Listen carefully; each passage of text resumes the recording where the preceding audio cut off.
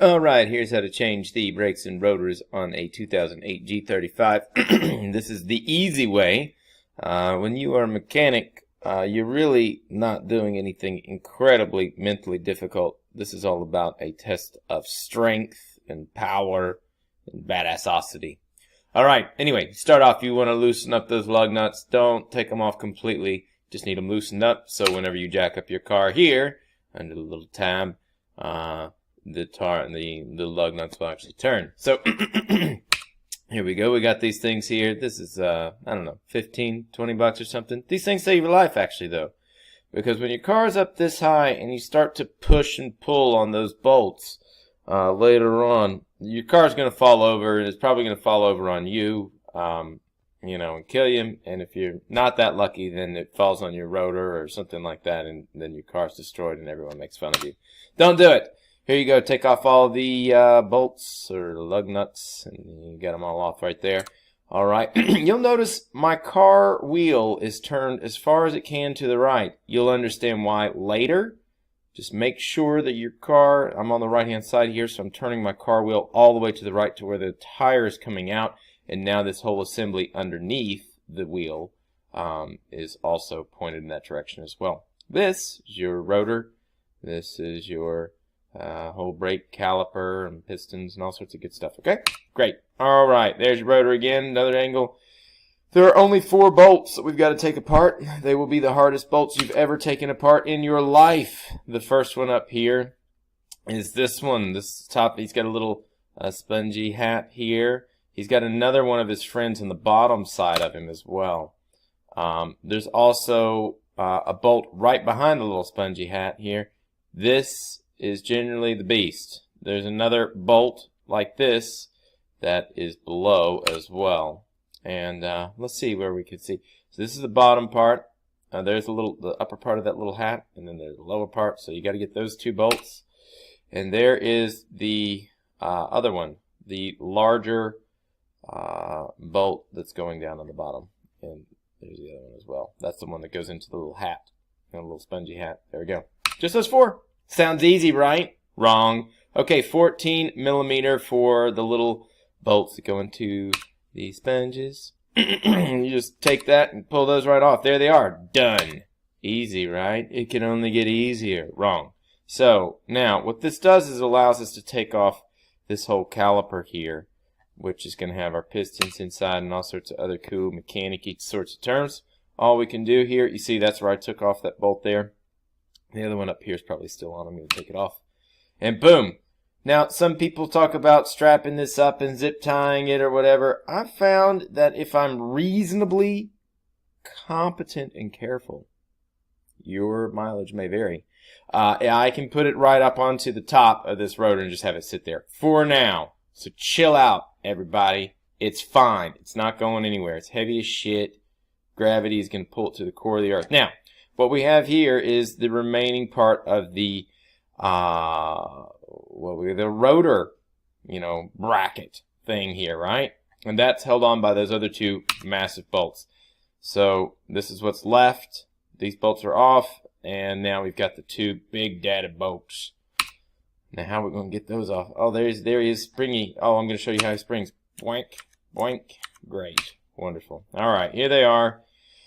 Now, these are a little bit of a pain. Now, you could probably get in there and be like, oh, I'm going to muscle this thing off. No, you're not. Most likely, you're not. If you are, you're amazing. But you're probably not. So, anyway, this is what this, you got to get the thing on there. It's a 22 millimeter bolt. And you just take it right off. Now, it looks like that was easy. Like I just took it right off.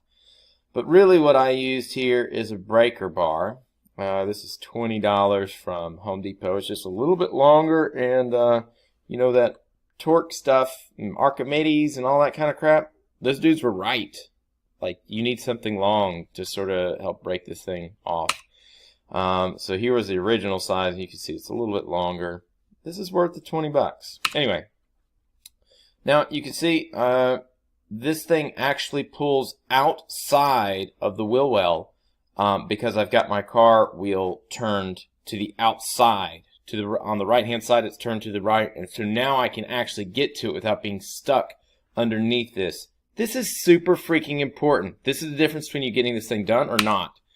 So here it is with the breaker bar. That still wasn't enough. So what I had to use is a little bit of leverage. Thanks, Archimedes. So this is a plastic pipe. I figured, hey, how much could it be on there? So then I tried to get on this thing and do that. I know what you're thinking. This ain't gonna work. Okay, it doesn't work, but it's, this is not a thin little pipe. This is a pretty badass pipe. Anyway, broke. And there it is, kind of coming out from that. This is coming out from my breaker bar. And I was pushing on that breaker bar around where the end of the handle is, as well as further out. Didn't work. Okay, fine. So then I got some of my PB blaster, penetrating catalyst. All right. Spray that on there, and then I came back with a $3. This is a conduit pipe that you can get at Home Depot. I think I paid $2.99, something like that. Now let me tell you what. I banged on that other thing, hammer, jumped on top of it, all sorts of shit. Not happening. This, easy as ice cream pie. Alright, so anyway, there you go. Got that thing off, and now this whole assembly, you can see there's the bolt that's come off, and this thing is it's just kind of held on a little bit. I'm just holding it up there. So that's what it was. Those two bolts were holding on this thing, and you can see the brake pads on both sides of this. They're going to fall off. They're just kind of held in there a little bit by friction at the moment. And there you can see where the piston was actually pushing into it, and that's what it's supposed to do. That's fine. And you see these little grooves here. This is real important. You know, make sure that, you know, whenever you put in your new pads, it lines up with that groove. Also, make sure that the, you know, this is the front side of the brake that's actually going to be grinding into the rotor. It's got a little notch in it. You know, it looks brakey versus the other side. Make sure that's always going to the inner part of this assembly. Anyway, easy. There it is. This is our C3PO pistons and the little eyes and his little mouth. Anyway, so he's sitting up there now. Now there's no assembly. He's just kind of barely hanging up there. I get it. Might not be the best idea, but I've never fucked up. So, okay. All right. So now I got to take off, and now this rotor here, it might be jammed on. If it is, you just got to hammer it around the edges and stuff like that to loosen up some of the rust and whatever that's come on.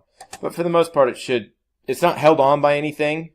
These bolts are the only thing that's kind of just holding it up there, but it's not held on. So you can just pull it off. Bang! Done. All right. So there it is. That's what's left. And now I've taken my new rotor. And there he is. He's going to go right on there. So, bang. Done. Check this out. This happened in one day. I left this thing outside, and it rusted up. So these things are made to rust a little bit. I don't really care, because the brake is going to grind it off, which it did immediately. So, I'm right. Anyway, you got this little clamp here, you know, the little bracket. We're going to put that back on. And the way I do this, so there's two ways. This is that bracket. Here's the bolt that we took off earlier. That was such a pain. And you see this little space here? I intentionally keep a space so I can see where I'm screwing this thing in. Otherwise, you got this, the actual bracket pushed all the way up to the car, and you're like, am I screwing it in? I don't know. Who knows? Just keep it a little bit back, and then you can see that you're screwing it in. Boom, you got it in there. This bolt goes in real fast and easy then. Nice and easy. And so here's the other bolt going in. I'm trying to line up. Now I can't really see, but it's a lot easier for the second bolt. So fine. It goes in. Bang. Both of those are done. They're nice and tight. Not crazy tight.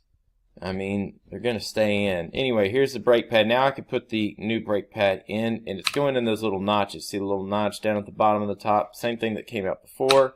Boom, bottom, and there's the top. It goes right on in there, and you can see it. And there's my thumb. You can see that too. That's important.